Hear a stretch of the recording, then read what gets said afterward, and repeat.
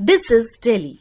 In connection with the General Elections 2024, we now bring you an interview with the Chief Electoral Officer, National Capital Territory of Delhi, Shri P. Krishnamurthy. In conversation with him is Manoj Mainkar.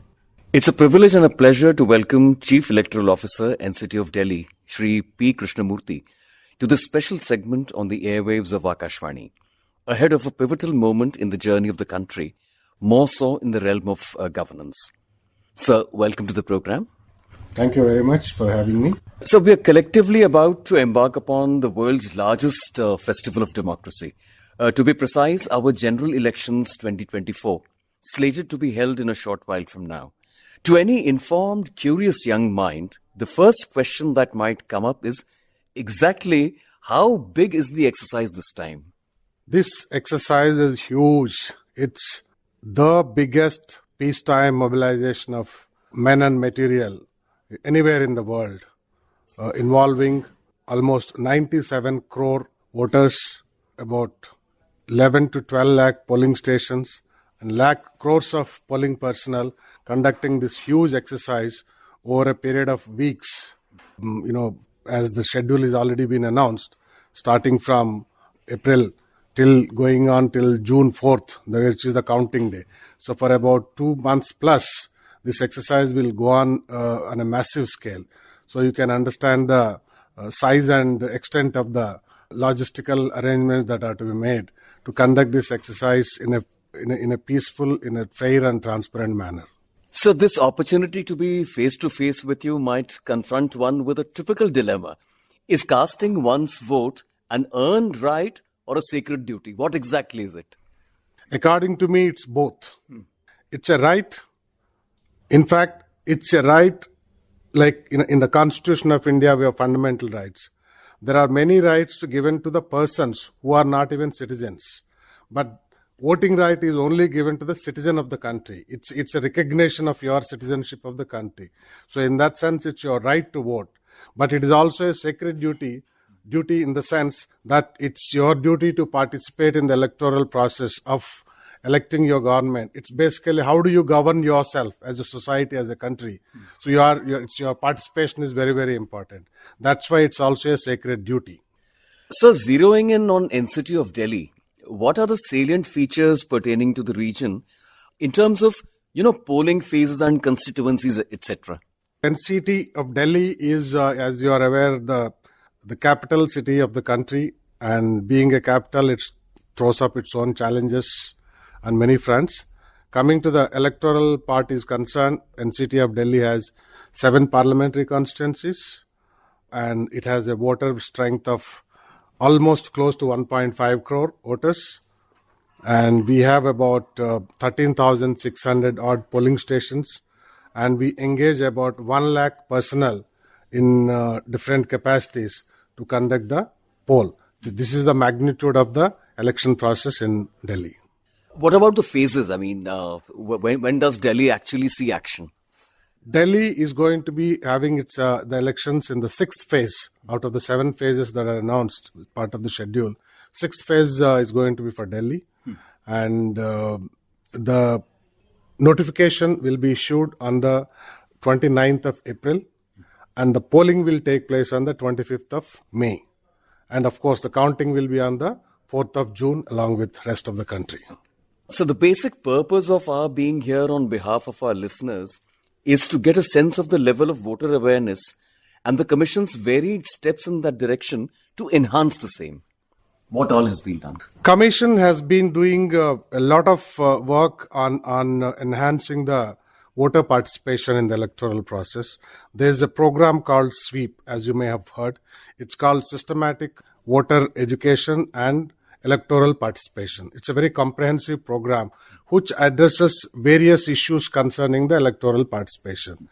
It starts with educating voters to enroll themselves in the voter list, to be part of the electoral list in the first place.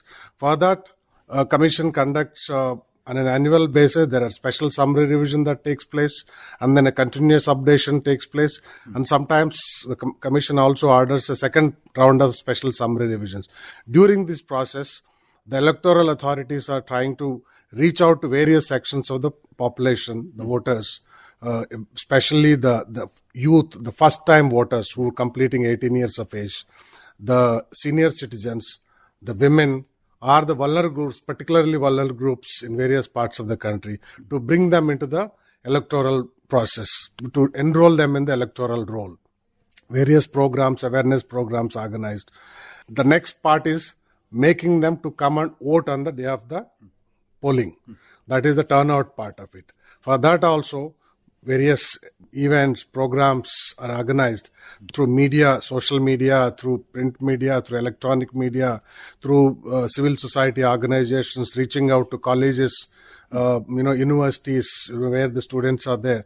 So it's a massive program that goes on around the year to enroll people into the electoral roll as well as make them come out and vote on the day of the polling. So these programs go on a continuous basis. Pardon me to interrupt you, but because you mentioned reaching out to voters and young voters at that, do you make sure that besides the formal route, some informal steps are also taken to kind of attract them to the entire system? No, we do take informal steps. We keep engaging them at various levels. For example, our teams reach out to colleges, universities, take part or be partners in the college events that are being organized. For example, college fests. So they go and participate in them, set up stalls. And we have set up not only voter registration, but now that elections are around the corner, our field level agencies are taking out the mobile vans, EVMs, demonstration vans to these colleges and institutions, displaying and explaining to the people how the EVMs work, and also doing the registration of young voters. Apart from that, there are cultural events of various sorts that are taking place. There also our teams go and participate. And then individually at localities like that, the RWA level, or at the markets and, wherever public visits, malls also there sometimes they organize. So wherever possible avenues exist for interacting and reaching out to the young voters, our people go and reach out to them. For example, you would see for the in the final publication we have done, at the draft publication of electoral roll, that was done as on 26th of October, the percentage of 18-19, that is the first time voters, is about 0.45%. With our efforts over the last 3 months, the final publication was done on the 22nd of January, and after that, the continuous updation is going on. Our district magistrates and subdivisional magistrates, the electoral officers are continuously reaching out in a special focused way to bring the first-time voters into the fold. And I'm happy to announce from a base of 76,000, now we have reached 180,000 first-time voters, that 18-19 group. Another thing that the Commission has done is that earlier the eligibility used to be taken with reference to the 1st of January as a reference date in the revision. That means those who are completing 18 years of age on the 1st of January are enrolled. But those who complete subsequently are left out. They have to wait till the next 1st January comes. But last year, Commission made changes. Now people can apply with reference date as 1st January, 1st April, 1st July and 1st October. So that 4 times in a year you can enroll yourself. So you don't have to wait for the completion of the year for the 1st January cycle to come. Sir, to us it seems certain segments such as the elderly, the first-time voters, the Divyangjan, people staying away from their hometowns, people serving in border areas or postings, at least some of them might have questions in their minds about special facilities provided to them for casting their vote in an informed manner. Please shed some light on that, since everyone has a right to enjoy the festival. Absolutely. The Commission has taken various measures over the years to ensure participation of the sections that you mentioned, the armed forces, people working at the borders, the senior citizens, the people with disabilities, and the other vulnerable groups. And tremendous changes have come over a period of time. For example, so far as the armed forces and other voters are concerned, there's something called service voters. So they can vote. As a service voter, there are provisions made and facilities arranged for them to enable voting through a postal ballot system for them. the service voters. They also include not just the armed forces, but also the state police service, the armed police force of the state. Then officials who are engaged outside the country on official duties. For example, the foreign service and the people who are serving in the embassies.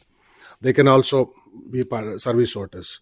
Similarly, for the senior citizens, Commission has made a provision for 85 plus senior citizens can actually vote from their home. Our people will go to their homes provided they opt for that facility, and they can exercise their franchise or the vote through the postal ballot system.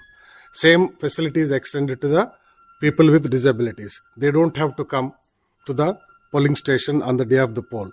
Our officials will go and help them to exercise their vote. But those who want to come to the polling station will be making arrangements to have what they call it assured minimum facilities, like waiting area, proper facility for toilet, drinking water. Senior citizens and the people with disabilities will given priority to enter into the booth also. And also we are making arrangements for transportation of such voters from their home to the polling station and back. We'll have large number of volunteers deployed on the day to facilitate and to ensure that these senior citizens and the people with disabilities have a smooth experience in exercising their vote. Sir, over the decades, we have heard stories about attempts to lure voters with creative incentives, so to say. Does the Commission also have an SOP in place to prevent such occurrences? And one more thing, the law and order angle during and after polling must also be a point of meticulous consideration. Absolutely. Commission is very conscious of the fact that the luring of the voters takes place at different levels and in new forms keep emerging from time to time.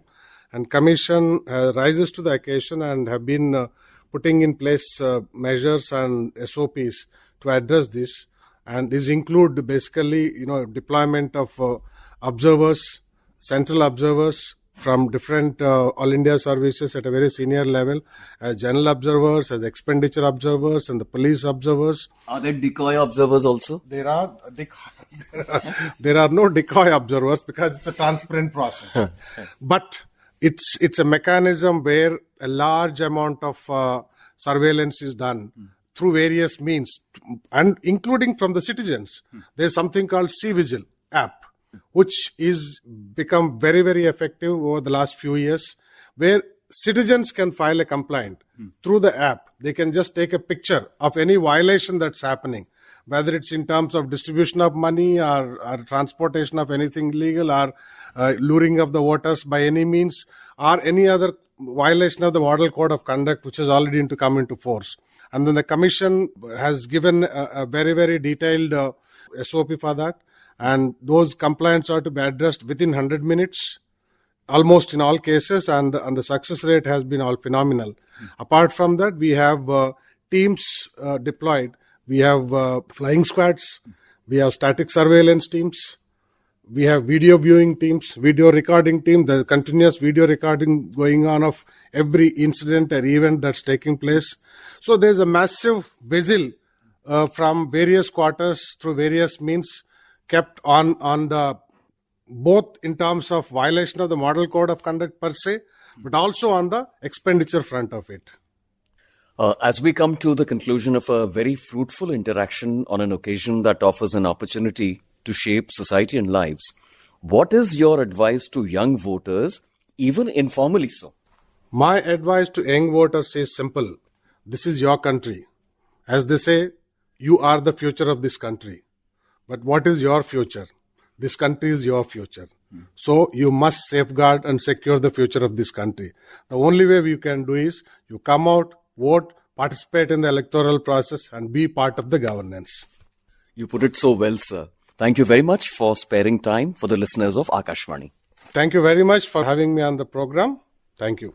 You heard an interview with the Chief Electoral Officer, National Capital Territory of Delhi, Shri P. Krishnamurthy. In conversation with him was Manoj Mainkar. Produced by Dr. Sanjay Singh Verma. This broadcast came to you from Akashvani, Delhi.